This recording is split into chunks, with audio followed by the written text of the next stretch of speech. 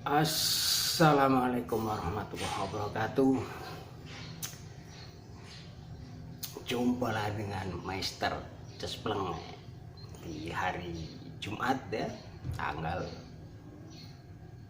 20 Januari 2023. Semoga kita semua dalam kondisi sehat walafiat, sehat lahir batin, jasmani rohani, sehingga kita tetap bisa melakukan ibadah kepada Allah Subhanahu wa Ta'ala.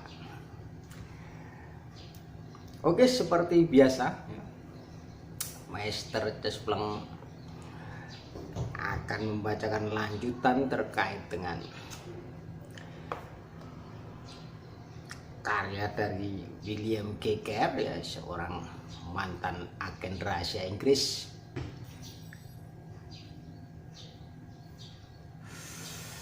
Yaitu terkait isi dari buku Yahudi Menggenggam Dunia termasuk Indonesia. Dalam tanda petik ya, mudah-mudahan jangan ya.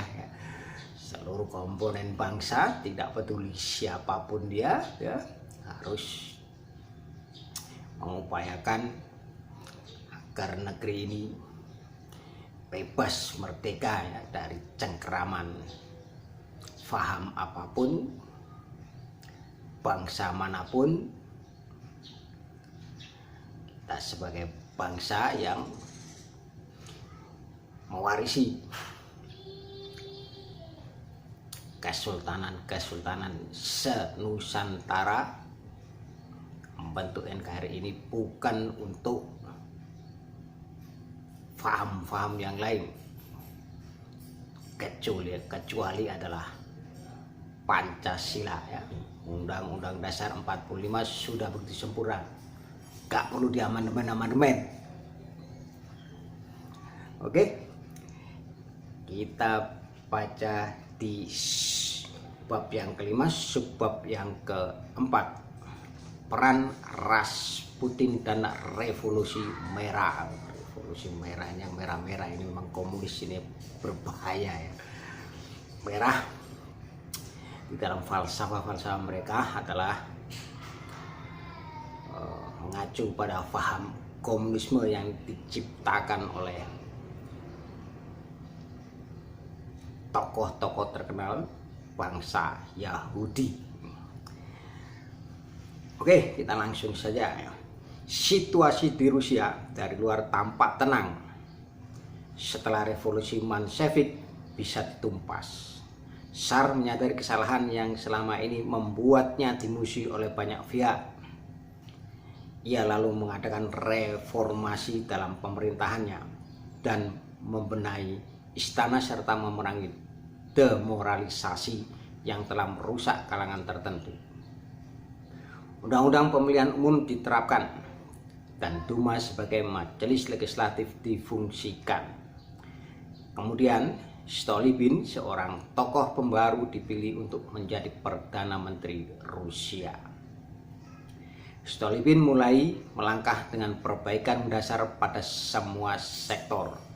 Ia memperbaiki ekonomi dan mengeluarkan undang-undang baru yang dikenal dengan sebutan Undang-Undang Stolypin untuk melindungi hak-hak sipil kaum petani dan mengatur undang-undang tentang land reform. Wah, kok mirip-mirip dengan kondisi negeri ini saat ini ya, land ya, program land reform, tapi faktanya boceh kalau di sini ya. Oke, kita lanjut. Melindungi hak-hak sipil kaum petani dan mengatur undang-undang tentang land reform berdasar bantuan dana yang diberikan kepada para petani untuk membeli tanah milik negara yang mereka garap. Namun sayangnya reformasi ini justru membuat para aktivis revolusioner lebih tidak senang kepada pemerintah. Nah, itu ya, memang dia kaum revolusioner memang sengaja ingin memberontak dan menguasai negara Rusia, dan memang dalam sejarah faktanya mereka berhasil ya, hingga Rusia menjadi negara komunis ketika sampai tahun 90-an ya.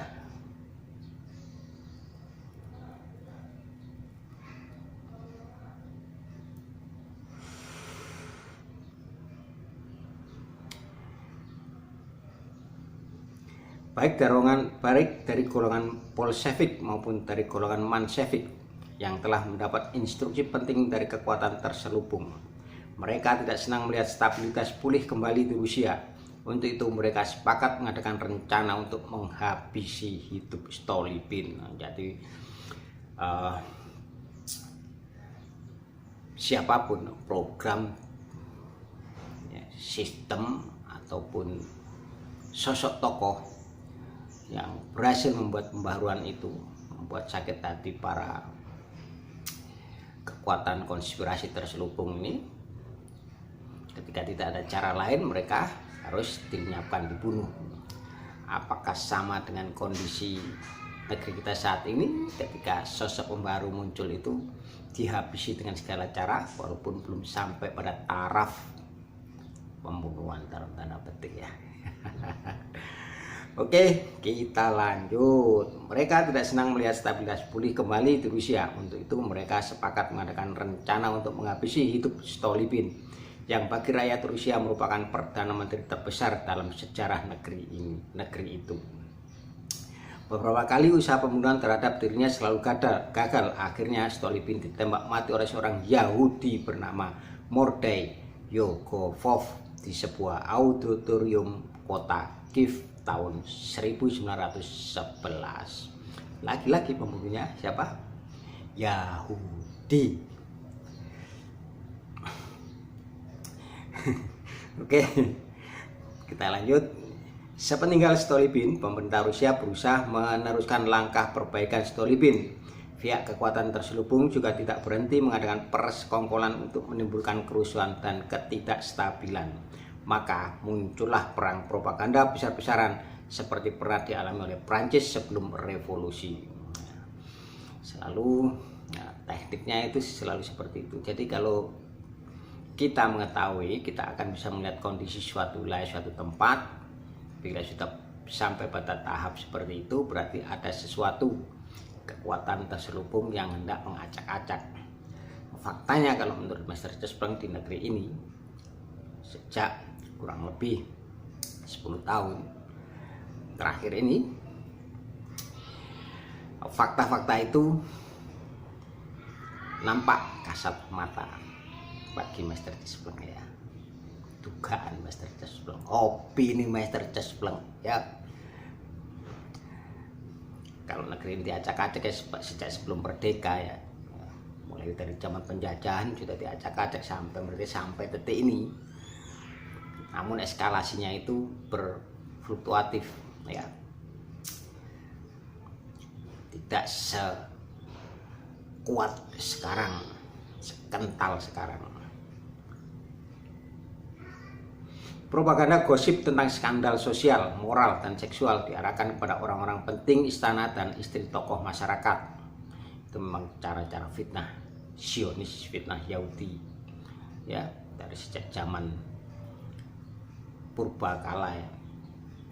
Sejak dari zaman, terutama kalau kita mengacu pada zaman-zaman Rasulullah, zaman Rasul ketika masyarakat sudah modern ya dibandingkan dengan sebelumnya, seperti zaman Musa, zaman Nabi Ibrahim, zaman Nabi Nuh, fitnah-fitnah seperti itu.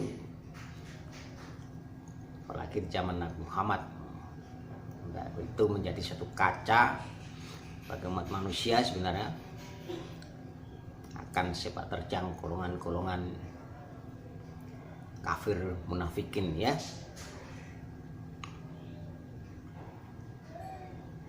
Fenomena suap menyuap muncul dengan tiba-tiba. Demoralisasi segera menyebar ke seluruh lapisan masyarakat. Kehidupan mewah ala jet set mewarnai keluarga SAR. Pesta pora gila-gilaan yang digemari oleh kalangan istana dan para pejabat menjadi lahan subur untuk dijadikan bahan gosip. Demikian fenomena yang dideskripsikan oleh kekuatan terselubung lewat mass media dan alat propaganda lainnya yang mereka kuasai. Mereka menguasai alat-alat propaganda seperti media itu bukan hari ini saja, dari sejak abad 16-an ya, ketika mereka mulai merongrong Inggris dan Perancis ya, itu mereka menggunakan alat-alat propaganda berupa media. Oleh karena itu jangan bangga ya dengan banyaknya media. Oke. Meskipun gosip itu tidak seluruhnya merupakan isapan jempol, namun di situ terdapat seorang tokoh penting yang dijadikan sumber jaringan propaganda demoralisasi. Tidak lain, tokoh itu adalah setan berjubah pastor. Ingat ya, setan berjubah pastor. Setan berjubah pastor. Namanya adalah Rasputin, yaitu tokoh yang sengaja dipasang untuk mempersiapkan pecahnya revolusi Rusia, persis seperti peran yang dimainkan oleh Koterlos Telalco dalam revolusi Prancis. Kesamaan yang aneh telah terjadi lagi dalam sejarah karena merupakan hasil dari rancang yang sama. Rasputin yang memiliki karisma besar dan teguh pendirian itu telah bisa menguasai istana dengan jalan mendekati permaisuri Tsar yang putranya sakit-sakitan. Karena ia bisa meyakinkan sang permaisuri bahwa ia bisa menyembuhkan putranya. Faktor kebetulan juga ikut berperan, dalam tanda petik ya, kebetulannya ya, sehingga Rasputin bisa masuk ke istana karena Tsar Nikolai II memiliki kepribadian lemah dan lugu. Jika saja Tsar Nikolai memiliki kepribadian yang kuat, bermoral dan berpendirian tegas, nasib Rusia dan rakyatnya mungkin akan berbeda dan terhindar dari pembantaian Minggu itu. Jadi pembantaiannya itu hari Minggu ya, hari Ahad. Lama-kelamaan Rasputin bukan saja menguasai Tsar Nikolai II, melainkan sebagian besar kaum muda Rusia juga sudah banyak termakan gosip dan paham ateisme permisif yang disebarluaskan oleh kelompok revolusioner. Rasputin sendiri adalah orang yang bejat moralnya dan punya filsafat hidup permisif. Sebagaimana terlihat dari ucapannya, hidup adalah untuk mencapai kenikmatan lahir batin sepuas-puasnya. Setelah itu, lalu membersihkan batin kembali dan menyelamatkannya. Rasputin mendapat banyak pengikut berkat kedudukannya sebagai pendeta dan persahabatannya dengan Tsar. Jalan pemikirannya benar-benar menimbulkan arus demoralisasi besar-besaran, terutama setelah ia dengan isyarat dari kekuatan terselubung di balik layar berhasil menciptakan suasana permisif dalam istana yang belum pernah terjadi di Rusia selama itu, persis seperti suasana Royal Palace di Prancis menjelang pecahnya revolusi. Nah, ini bagi para akademisi ini mohon dipahami ya, dipelajari ya. Jadi jangan hanya menyebarkan sejarah-sejarah palsu. Di sini ada nilai-nilai sejarah yang aktual, yang fakta. Suhu situasi di Rusia akhirnya mencapai titik siap bagi meletusnya revolusi yang ditunggu-tunggu. Kemudian disusul terjadinya peristiwa di Eropa sebagai permulaan meletusnya Perang Dunia I yang akan kita bicarakan. Dalam Perang Dunia I, Rusia berperang melawan Jerman berkat propaganda Bolshevik dan Menshevik. Patriotisme bangsa Rusia menurun di kalangan rakyat dan angkatan bersenjata. Demikian pula kaki tangan konspirasi masih menempati posisi penting pada pos-pos perhubungan logistik dan transportasi sejak Rusia perang melawan Jepang. Kekalahan Rusia dari Jepang dijadikan bahan propaganda kelompok revolusioner untuk menyebarkan sikap ragu-ragu dan cemas di dalam negeri. Kekuatan makin memuncak dan keruntuhan makin dekat, ibarat lumpur yang pertama becek. Rasputin ternyata kelak diketahui sebagai seorang agen rahasia Jerman. Tak diragukan lagi bahwa di belakang Rasputin ada kekuatan konspirasi internasional yang telah mengatur semua itu. Apalagi markas operasi Rasputin berada di dekat istana Tsar, sehingga lebih mudah ia mengumpulkan informasi yang dibutuhkan dari kalangan istana.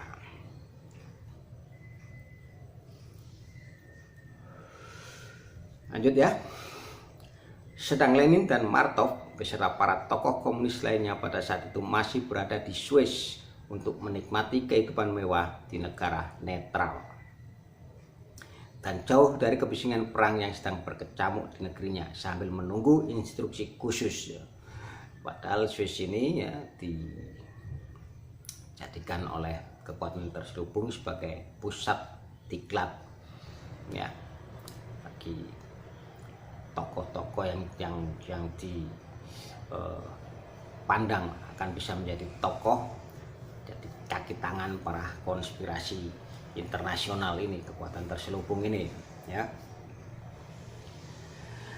Trotsky saat itu masih berada di New York untuk merekrut kelompok teroris Yahudi profesional yang kemudian dikirim ke Rusia. Setelah saat yang tepat tiba, mereka akan mengadakan perang jalanan di kota-kota besar Rusia. Akhirnya kerusuhan pun tidak bisa dihindarkan sejak awal tahun 1917, yaitu sejak kelompok bawah tanah Yahudi menghentikan suplai kebutuhan pokok di ibu kota Saint Petersburg. Bahaya kelaparan mulai dirasakan penduduk. Sementara itu, para tokoh revolusi yang mayoritas terdiri dari orang Yahudi terus menghasut massa agar melakukan kerusakan dan perampokan di mana-mana.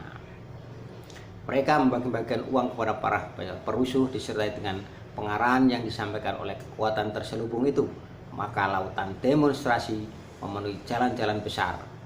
Pihak pemerintah telah mengambil pelajaran dari pemberontakan Januari 1905. Pemberontakan Januari 1905, sehingga untuk menembakkan sebutir peluru pun mereka harus berpikir panjang dalam situasi seperti itu. Hal itu bukan berarti bahwa demonstrasi terus berjalan tertib. Para tokoh di balik layar terus mengatur taktik untuk memancing kekerasan. Mulailah terdengar suara tembakan senjata api yang diarahkan kepada para demonstran dari tempat tersembunyi yang telah diatur. Jadi lagi-lagi mereka melakukan cara-cara fitnah ya, ketika aparat pemerintah ya berusaha semaksimal mungkin tidak menembakkan peluru, namun faktanya ada tembakan ya, dari kekuatan terselubung ini, orang-orang suruhan ini ya. Mungkin juga di negeri ini juga banyak terjadi hal semacam itu ya. Tembakan itu seolah datang dari pasukan pemerintah. Tumbal berjatuhan dan ratusan lainnya menderita luka-luka. Kekacauan berkembang menjadi kekerasan dan kebrutalan. Apalagi setelah para demonstran dengan berapi-api berhasil membongkar penjara dan melepaskan para narapidana yang segera menyebar kemana-mana dengan membakar gedung-gedung dan mengadakan perampokan di jalan-jalan. Saat itu Tsar sedang keluar untuk mengunjungi pasukan Rusia di medan tempur. Majelis Duma menyampaikan kepada Tsar tentang perkembangan situasi terakhir yang sangat berbahaya, agar Tsar segera mengambil langkah-langkah drastis yang perlu untuk mengatasinya. Akan tetapi berita yang disampaikan melalui telegram itu berhasil disita oleh kaki tangan konspirasi yang bercokol di Grand Eastern Lot, sehingga berita itu tidak sampai kepada Tsar.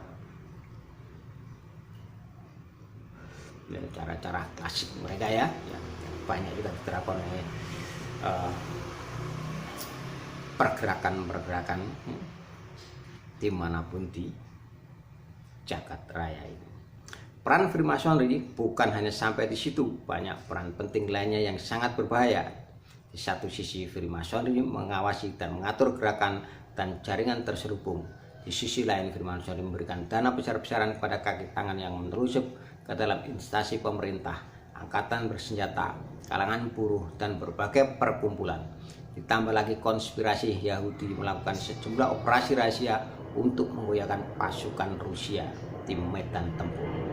Contoh operasi terselubung seperti itu adalah sebuah instruksi palsu yang diberikan oleh seorang komandan kaki tangan konspirasi kepada pasukannya untuk mengadakan serbuan terhadap musuh. Pada saat yang sama, pasukan pelindung yang di garis belakang mendapat instruksi untuk segera mundur. Akibatnya pasukan Rusia ketika itu mendapat pukulan hebat dengan korban jiwa dan sejumlah lainnya menjadi tawanan musuh. Lebih parah lagi, di sana terjadi pembangkangan dan disersi dalam barisan angkatan bersenjata. Karena tidak puas terhadap komandan yang mengecewakan bawahannya itu, The Grand Eastern Lot juga memakai taktik suap-menyuap kepada para perwira tinggi dan menengah untuk merebut simpati pasukan pengawal kerajaan di Saint Petersburg. Di samping itu, taktik propaganda ateisme dan teori Marxisme yang dipakai. sehingga pada saat menjelang pecahnya revolusi pada tanggal 12 Maret 1917 terjadi disersi atau pembelotan besar-besaran dalam pasukan pengawal kerajaan di Saint Petersburg, sampai terjadi baku hantam antara mereka sendiri. Menyusul kemudian terjadi suatu peristiwa di luar dugaan, yaitu 2 barak militer menyerahkan diri dan bergabung pada pemberontak revolusioner komunis ini ya. Itulah cara-cara mereka dan dalangnya ini loh. Makanya kita sebagai bangsa ini harusnya sebagai negarawan, politisi memahami politik-politik semacam ini. Jangan malah berlaku politik-politik yang kotor, politik-politik yang memisahkan dengan agama, itu tolol itu. Maka jatuhlah ibu kota Saint Petersburg ke tangan mereka, kemudian diumumkan berakhirnya sistem kerajaan Tsar Rusia oleh pihak pemberontak revolusioner komunis. Nah, sejak itulah negara Rusia ini menjadi negara komunis. Seusai revolusi, secara umum kekuasaan belum jatuh ke tangan komunis atau Bolshevik seperti yang diduga. Bahkan sebuah komite telah berdiri dengan jumlah anggota sebanyak 12 orang dari Majelis Duma untuk membentuk pemerintahan sementara di bawah pimpinan Kerensky segera setelah terjadi revolusi merah itu. Jadi ya, tolong diingat nih, revolusi merah itu bukan revolusi rakyat, tetapi suatu pemberontakan yang didalangi oleh Freemason, oleh kekuatan terselubung, oleh Yahudi Zionis ya. Itu harus dipahami. Jadi jangan bebek saja dengan akademisi-akademisi yang juga memang tidak mempelajari sejarah ini, karena sejarah ini memang disembunyikan. Oke, kita lanjut. Sementara itu kelompok Bolshevik juga membentuk Majelis Soviet atau juga disebut Majelis Buruh untuk mengambil kendali pemerintahan Saint Petersburg sampai Lenin membubarkannya pada tanggal 19 Oktober 1917. Pada saat revolusi meletus, Lenin masih berada di Swiss. Kemudian para sesepuh Yahudi internasional mengatur perjalanannya kembali ke Rusia setelah terlebih dulu mengatur pertemuan antara Lenin dan pemerintah Jerman. Dalam pertemuan itu disepakati bahwa pemerintah Jerman akan membantu kepulangan Lenin dan pembubaran pemerintahan sementara. Pemerintah itu telah bertekad untuk meneruskan perang dengan imbalan Lenin kelak akan menarik pasukan Rusia dari medan tempur. Lenin, Martov, dan para tokoh komunis Yahudi kembali ke Rusia dengan menumpang kereta khusus yang disediakan oleh pemerintah kerajaan Jerman setelah sebelumnya pemerintahan sementara mengumumkan amnesti umum bagi semua tahanan politik dan memberi izin kepada semua pelarian untuk kembali ke Rusia. Peristiwa yang terjadi kemudian menunjukkan bahwa pemerintah sementara telah melakukan kesalahan besar dengan menandatangani keputusan ini, yang pada hakikatnya merupakan penyerahan kekuasaan kepada pihak Bolshevik. Rusia dibanjiri lebih dari 90.000 anggota revolusioner dan kelompok teroris yang kembali ke Rusia. Trotsky juga memanfaatkan keputusan amnesti pemerintah itu untuk kembali ke Rusia beserta orang-orang Yahudi yang telah ia rekrut dan dilatih di New York. Sebagian besar dari mereka kemudian bergabung dengan partai Bolshevik yang makin besar dan ganas. Tidak lama kemudian Lenin dan Trotsky mulai menyerang pemerintahan sementara. Setelah itu terjadilah peristiwa demi peristiwa yang akhirnya Lenin dan para pendukungnya berhasil menumbangkan pemerintahan sementara di bawah Kerensky. Kemudian ia membentuk pemerintahan berdasarkan komunisme. Sejak itulah berawal pemerintahan diktatorisme Lenin di Rusia. Para tokoh yang tidak sependapat dengan Lenin mendapat perlakuan keji dari Lenin. Mereka ini pada umumnya adalah pihak yang lebih berjasa dalam perjuangan untuk melahirkan revolusi komunis, termasuk di dalamnya kelompok Trotsky dan kelompok Yahudinya. Akan tetapi pemerintahan ateis baru menganggap adanya bahaya yang datang dari pihak yang sebelumnya merupakan pendukungnya yang lebih gigih. Nasib yang mereka terima kebanyakan berakhir di atas tiang gantungan atau dibuang ke Siberia atau dipenjarakan. Nasib para tokoh Yahudi pada masa berikutnya, yaitu pada masa pemerintahan Stalin juga tidak jauh berbeda. Sebagian digantung atau dibuang ke Siberia dan sebagian lagi dipenjarakan, seperti nasib Trotsky sendiri, Zinoviev, Kamenev, Martinov, Yarvov, Klarut, Martov, dan tokoh Yahudi lainnya. Dengan kata lain, nasib buruk yang mereka terima justru datang dari seorang yang paling setia pada ideologi yang mereka anut, yaitu Stalin. Nah, demikian di subjudul yang keempat ya, dan itu juga berakhirnya di bab yang kelima. Kita akan menginjak pada bab yang keenam, rahasia di balik perang dunia 1 ya. Akan kita bacakan di video yang lain.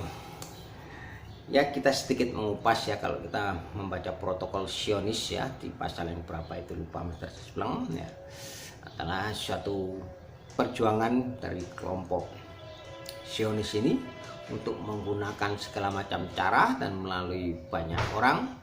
Namun ketika itu sudah tercapai tujuannya, orang-orang yang membantu dalam perjuangan mereka ini akan dimusnahkan. Nah, itu ada di dalam pasal protokol Zionis, kalau tidak salah pasal berapa itu, 14 atau 15 ya. Yang lain waktu kita akan bacakan ya terkait dengan hal itu. Mestinya dibacakan di sini, sangat asik ya. Tapi itulah intinya, bahwa setelah mereka mencapai tujuan, alat-alat maupun orang-orang yang sudah membantu itu akan dimusnahkan semusnah-musnahnya, sehingga jejak mereka tidak akan bisa terlacak. Ya, hal-hal semacam itu samalah dengan seperti apa kejadian KM50 ya. Kemudian kasus-kasus Durian 3. Mereka ini terinspirasi atau apa? Nah, ini yang sebenarnya menarik untuk dibahas, karena cara-cara kerja mereka ini menurut Mr. Spleng sama ya, mengikuti jejak-jejak yang ada di sejarah-sejarah yang kita bacakan yang ada di dalam Yahudi Menggenggam Dunia ini. Oke, demikian saja, mudah-mudahan ini bermanfaat. Mohon maaf jika ada yang tidak pas, yang tidak sehati, karena memang tentu saja ini informasi ini adalah informasi yang baru, walaupun sebenarnya bukan baru ya. Mr. Spleng sendiri sudah 40 tahun yang lalu ya mengemukakan apa isi daripada buku-buku semacam ini, rahasia-rahasia tentang Yahudi Zionis ya. Ya, namun eranya berbeda sekarang, ini eranya era digital ya, kita manfaatkan hal itu. Oke, demikian, mudah-mudahan bermanfaat. Tetap sehat, tetap semangat, tetap pilih perubahan ya untuk 2024 ya. Jangan pilih penerus-penerus itu ya, karena memang penerus-penerus itu hampir-hampir sama itu. Karena petik mereka itu antek-antek Zionis kali ya. Karena cara-cara mereka menindas kepada rakyat ya, mengambil hak negara, hak rakyat untuk dinikmati oleh sekelompok, segelintir manusia ya, sama dengan cara-cara manusia-manusia, golongan-golongan yang mengaku sebagai kekuatan terselubung internasional. Oke, tetap jadikan Pancasila sebagai dasar, sebagai khilafah bangsa Indonesia, sebab Pancasila adalah khilafah rasa Nusantara. Wassalamualaikum warahmatullahi wabarakatuh.